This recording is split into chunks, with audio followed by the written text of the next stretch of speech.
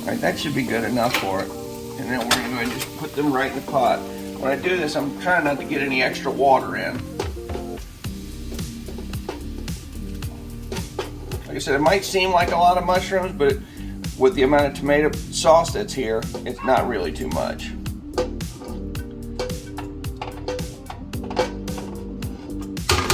I'll show you what it looks like once we stir it around. And the meat's only been in for like maybe 45 minutes. And there's our Jack Russell still yiping away, letting us know she needs her attention. All right, see how it doesn't look like too many mushrooms in there now. It looked like a lot in the pan, but like I said, it's not. We're gonna add some Romano cheese for some flavor, and then let this sit, and when the meat's done, the sauce is done. All right, the cheese, like I said, we're gonna use is Pecorino Romano. Locatelli is my favorite. It was something I found when I was living up in Philadelphia around a big population of Italian people up there. That is the best Romano. Now, a lot of people use Parmesan, and you can use Parmesan with this sauce, but the Romano tastes so much better. You'll see what I'm talking about. Try it a little of both. If you got both cheeses, try both and you'll see what I'm talking about. With this sauce, Romano just tastes so much better. And so what I'm gonna do is grate it kind of fine because I'm using this as flavoring for the sauce. And then when we plate it up, this is what we're gonna plate the cheese on our tomato sauce on our plate. We're gonna use this same Romano cheese. So we're gonna throw some of this in the sauce right now. Mix that around. I don't actually know how much that was. I just put a little bit on it. And this will add some sodium to it as well. So, all right, now that we got the cheese in, we're just gonna mix it around a little bit. And again, I haven't put any salt in this pot ever since the beginning. I don't ever use sodium or anything like that until the very end, because other things you're gonna add might have that salt to it. So I don't want to do anything to do with salt to the very end. Remember, I had salted the meat a little bit, wasn't much, but again, cheese will have some salt to it. So once we get to the very end and the meat's done, I will then test it to see if it needs any salt. And if you ever get to the point where you put too much salt in it and you made a mistake, the easy way to fix that is take like a russet potato or any kind of potato, cut it in half or in quarters, put the whole chunks in there and let it cook down with it. What that potato will do will suck up that sodium and remove it for you. It saved me a few times, but like I said, leave the potatoes in big chunks so where it's easy to fish out after you're done. All right, now we're gonna go ahead and get started with the coleslaw. Coleslaw seems to work so well with this meal. It just works perfectly. It's a very simple recipe. This is something my grandmother used to make. It's basically just cabbage, boiled eggs, mayo, and salt and pepper. It doesn't seem like it would sound very good or very much, but trust me when I say this works so well with spaghetti. It's like married for each other once you try it. So on the cabbage, basically all you got to do is just sacrifice a couple of the outside leaves.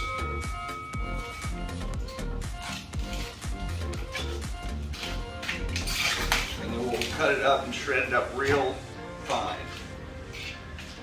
Cut the knuckle off. What I'm going to do is probably like quarter it to make it easier to cut. We'll start with one side of it, and then I'll go ahead and quarter it into pieces like this. And what you want to do is kind of really shave it kind of thin. You don't want real big chunks, you want thin stuff. If you got that core part in there, just go ahead and remove it.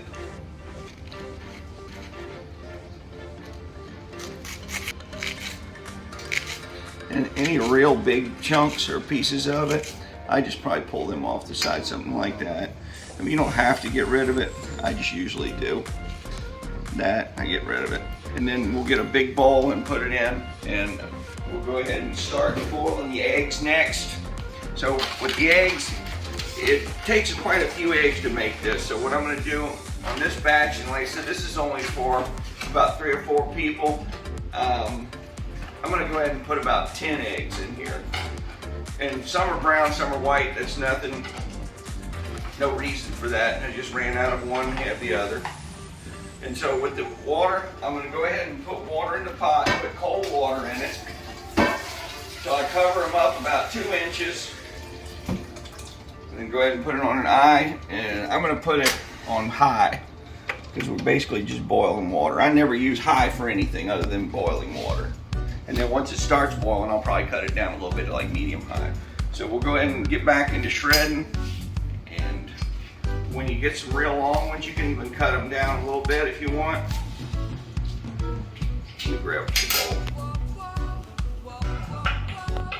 All right, the bowl that I'm gonna use is actually a decent sized bowl because once I get all this cabbage shredded up, it's gonna take up a lot of space. But once we mix it with the mayo, it shrinks. It shrinks down a pretty good bit. So use a decent sized bowl to start out with. If you have a good mandolin, it might work too. My mandolin, it's either too big a slices or too little. It doesn't give me exactly what I'm looking for.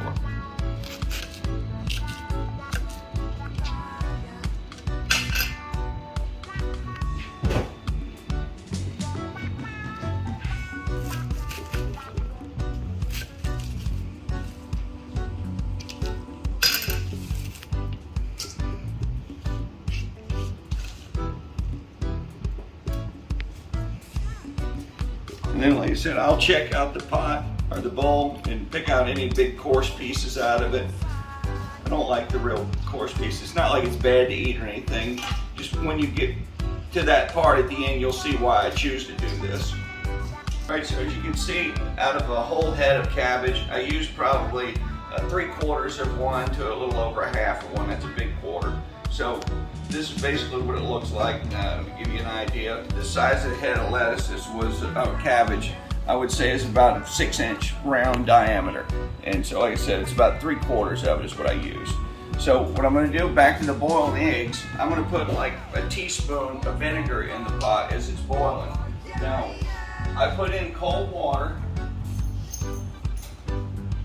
and I put the eggs in, and I submerged them with about 2 inches of water over the top, and basically just watch the eggs. And when it comes to a hard boil, now that the eggs have come to a full boil, you're going to turn the fire off, turn off the temperature, and put a lid on it, and just let it sit there on the same eye, and you're going to time it 10 to 12 minutes. All right, now we're going to go ahead and pull the eggs. They've sat to 12 minutes. And basically what I'm going to do is just dump this water as much as I can, and I'm going to add cold water to it, cool them down.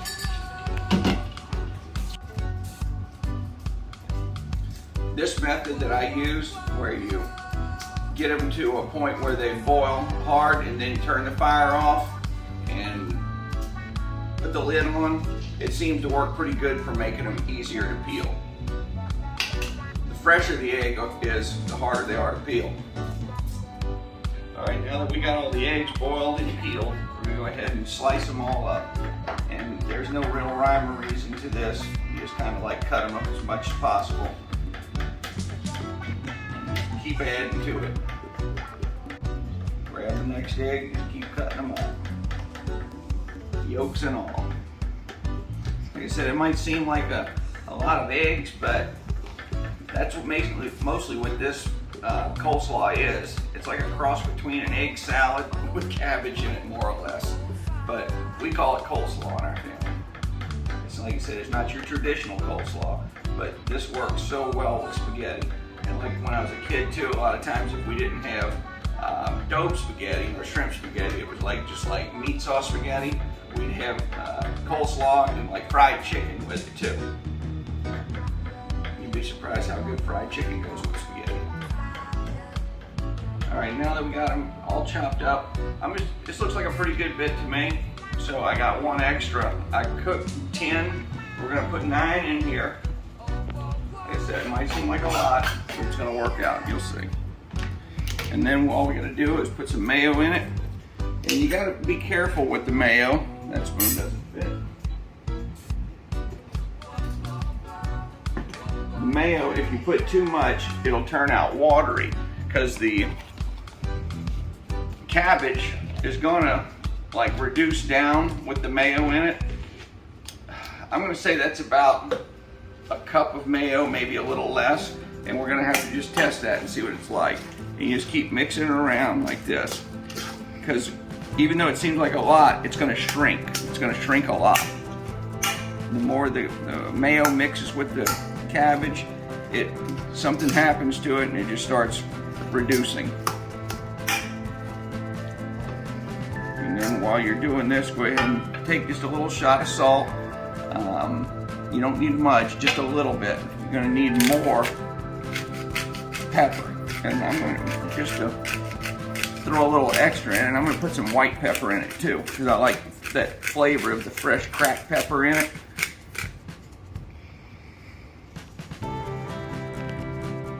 Alright, we're gonna put, like I said, a little bit of white pepper in it. White pepper has that good, strong, like fresh black cracked pepper taste. That's why I use it. I didn't put much salt in it. The mayo is going to have a pretty good bit of salt, just a little bit of a shake. And then you mix it, and then you're going to have to let it sit for a little while. Because even though it might seem dry, it's going to change. The whole concoction is going to change. It'll get watery almost to it. And so if you put too much mayo in it, it'll be over watery. So we're going to let that sit for just a little bit. You're going to put it in the fridge, and then pull it back out and test it and see if we need to put more mayo in it or not. Alright, I'll pull the coleslaw back out the fridge and mixing it up a little bit more. And if you can see it here, it's shrinking down compared to how much was in there plus all the egg. You see how it's getting smaller and smaller? And when the mayo hits it, it does that. So we're going to let it sit for a little while longer in the fridge because I like my coleslaw to be cold when I eat it. And now we're going to go ahead and put some salt in the sauce and finish it up. We're going to start out with only like a half a teaspoon of salt. And we're going to test it after that. So only a half a teaspoon. And then we're going to mix that around and let that work. And then we'll test it in a little bit to see if it's good or if it needs more. Give it the chance, give the salt a chance to dissolve too, to get the full effect and know if you really need more or not, or if the salt just hasn't dissolved yet. Give it a chance. We'll let that sit for a few minutes and mix it again. And then we're going to go ahead and get our pasta boiling, and then we'll go ahead and make a little bit of garlic bread, and everything will come out on time. We'll have the coleslaw chilling in the refrigerator. Sauce will be getting to the point where it's done. Then we'll boil our noodles and make a little garlic bread, and everything will be hot all at once and cold to it. That's the sauce, the coleslaw. All right, so it basically boils down to I would say a half a teaspoon of salt in it, and a whole teaspoon of fresh cracked pepper, and a little more of the white pepper. So it's more or less to your taste. So put that in it, taste it after it's been mixed around for a little bit. When it settles, tell me what you think, and add a little more of either one, depending on what you feel like. So now the sauce is very close to the end. I'm gonna go ahead and cut some parsley, fresh parsley, and put it in. And I'm gonna squeeze 2 more pods of garlic right in at the end. So, and give it about another 20 minutes to cook, because a lot of times the parsley gets cooked out. So I'm going to pull just about a handful of parsley, and then I'm going to cut it and rinse it off, and cut it up,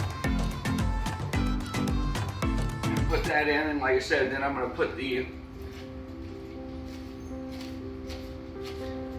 little pods of garlic in there to give it a little extra zing right toward the end.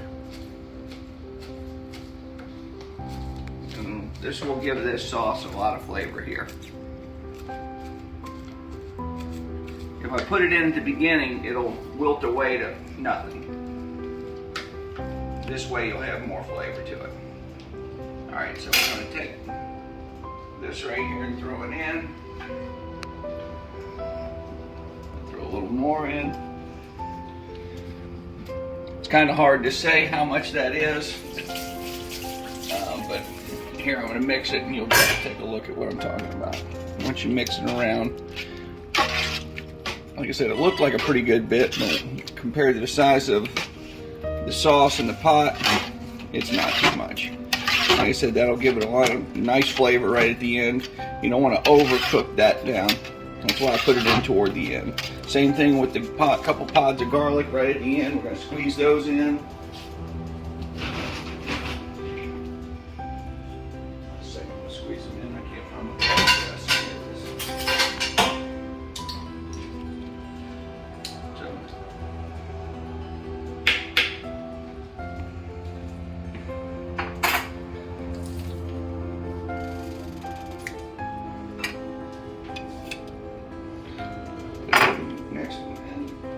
Like I said, this will just give it a little extra flavor right at the end.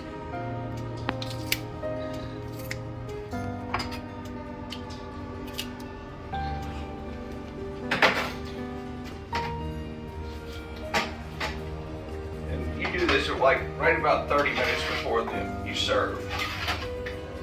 Because you want to cook it for just a little bit, but you don't want to cook it much. This is just, like I said, just a little finishing touch. Like I said, about 30 minutes, that'll be ready to serve. We'll go ahead and get the rest of the stuff together and boil our pasta, and we'll be good to go. All right, so after tasting it, we're gonna add another half a teaspoon of salt and still need it a little more. And this is the way to do it. You don't wanna overdo it. Do it a little bit at a time until you get right. So we're gonna, like I said, same thing, mix it around, let it dissolve. Stir it again, retest it, and see if it needs more. On this particular part, it's never the same. You always have to do it by taste. If it don't taste right, it probably needs a little more salt. If you ever want to add something to a dish like spaghetti or other sauces or stews or anything like that, and you're not sure what it would taste like and you want to experiment, take a little bit of it out, put it in a bowl, sample the seasoning or the spice that you want to test in the bowl, and then if you like it, then you know you can do it to the rest of the pot. But if you do it to a whole pot and it turns out something you didn't like, then you done ruined the whole pot. It's better to sample and test in little bowls to see if you like it, and then go ahead and move forward to the pot if it works out good for you. Same thing with salt. If you're not sure if it needs more salt, pull a little bit of it out, put it in a bowl, put some salt to it, mix it around, taste it, and see if that made it better or if it made it worse. It's better to sample on small bowls than your whole pot. All right, now that the sauce is coming to the end, it's almost ready. We've got the coleslaw chilling in the refrigerator. We're gonna go ahead and start our pasta, and then we're gonna make a little garlic bread. So to make the pasta, we're gonna just use a little regular pot. We're gonna put a pretty good bit of water in it. The trick when you're making pasta is you don't wanna have too little of water. You don't wanna choke your pasta out. You wanna have enough where it swims freely in it. So there's the pot. As you can see, I'm pretty close to the top of it. I mean, I'm probably about 2.5 inches from the top. We're gonna put probably quarter of a cup of olive oil in it. That helps keep the pasta from sticking. And then we're gonna put, I'm gonna say a tablespoon. Let me see what that looks like. Yeah, about a tablespoon, maybe a little more. A tablespoon and a teaspoon of salt in it. And then we're gonna throw this on the eye. Put it on high to medium high. Then we're gonna go ahead and make the garlic bread. So what we're gonna do to make the garlic bread, we made it in another episode, but I'm gonna do a little variation on this one. We're gonna use a whole stick of butter, and then we're gonna use some garlic powder, and then I'm gonna top it off with parsley and a little bit of Asiago cheese. So we're gonna put that in a little saute pan, turn it on.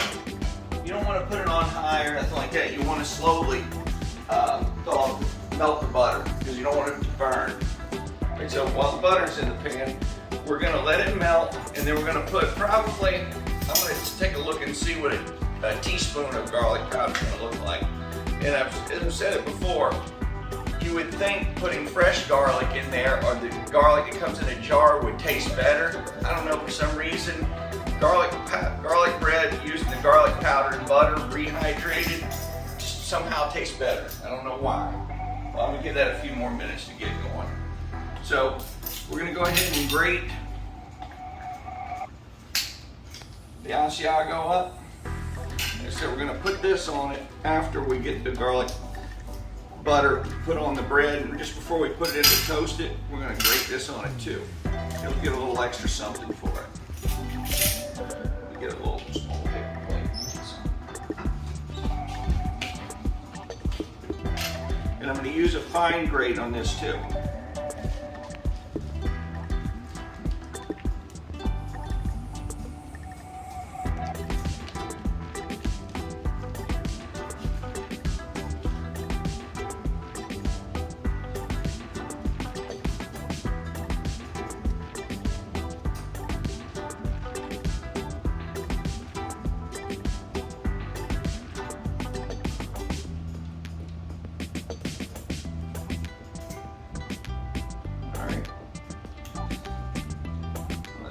Butter's going, our butter's getting a little on the more melted side now. And he said you don't want to do it too high because butter will burn real easy.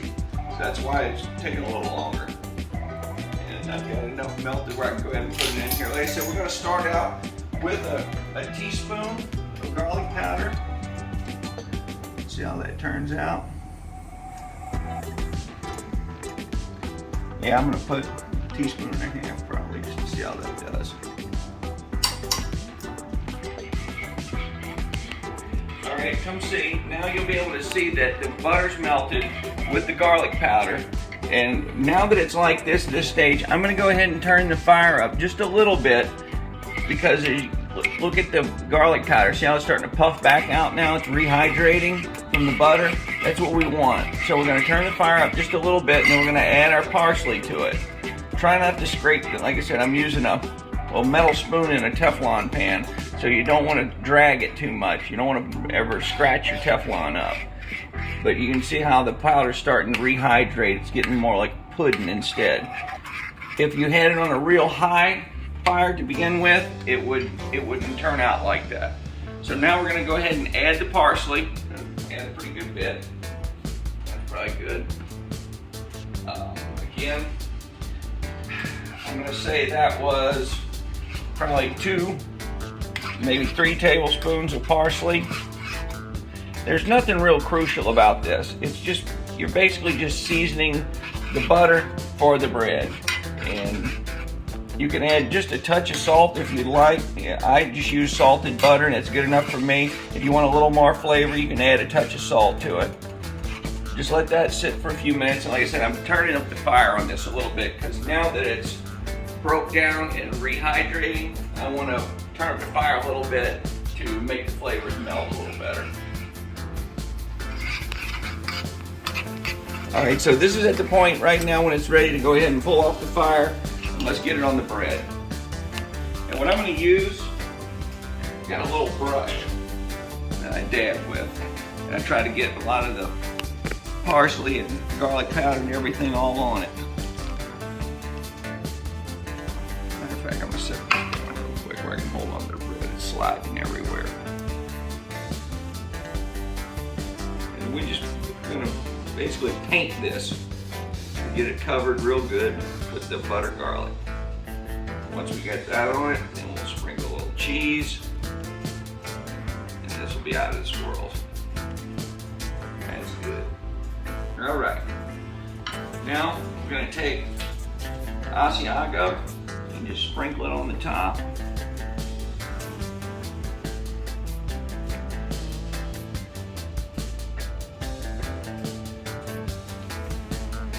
All right. Like I said, I'm not going to put this in the oven yet. I got to get the pasta to the point where it needs to be before I do that, but it's ready to go at this point. So my water's starting to boil back here on the noodles, and we're going to go ahead and get that going right now.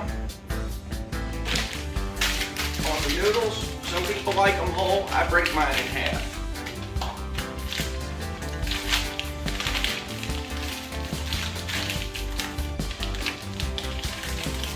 It's up to you, whatever you like to do. You can leave them whole, you can break them in half like I do. It's not going to make a difference, just whatever you prefer. And once you put it in, you need to move it around a little bit to make sure you get some of that oil on the noodles. That way it keeps them from sticking. So what I do is just kind of like pick them up and move them around like this a little bit. That way the oil gets all over the pasta, so where they don't all stick together. Okay, so basically I'm moving the pasta around. Once I put it in there, I've got to move it around a little bit, lift it up, move it, and get the oil where it's like the olive oil that's in it, coating all over it. That way they don't stick together. Make sure they're not sticking on the bottom of your pot the whole time. Alright, so the pasta is about to the point of being done. I should probably have maybe 5 more minutes with that or so. I'm going to go ahead and throw the garlic bread in. I've got it on broil low, and I'm going to put it on the lowest shelf. That way it doesn't burn real quick. I'm going to basically do the top. And what I'm going to do is I like to leave the stove cracked open so I don't forget about it. Me and my brain, I'll forget about it. Okay, so I dumped the pasta. Basically what I'm doing now is rinsing it with some cold water to stop it from cooking, so where it doesn't get overcooked and it stays al dente. Now let me check my bread, see where it's at. I don't want to forget about it. It's getting close, it's almost totally there. I'm going to set it right here real quick. You know what? So, pasta's ready. And if you want, you could put a little bit of olive oil on this and mix it around to keep it from sticking, so that way it doesn't stick to you. But I'm going to just put it right back in the pot. That's what I usually do. Just throw a little cold water in the pot as well. Stick the whole colander in there and serve right out of that. That's what I usually do. The bread's looking pretty good. I think we're going to go ahead and pull it. That's the garlic bread.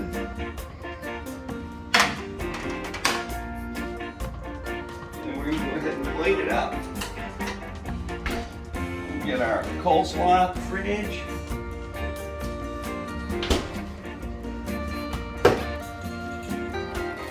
Ready.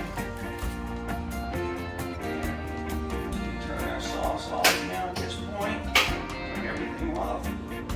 This is our newest grandson. His name's Enzo. He likes Papa's cooking. Well, not yet, but he will. Here he is. Alright, so we're going to go ahead and plate it up.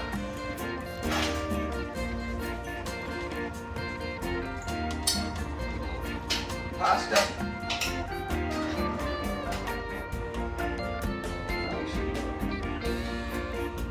Daube spaghetti. Plenty of mushrooms in there. And we're going to have Daube.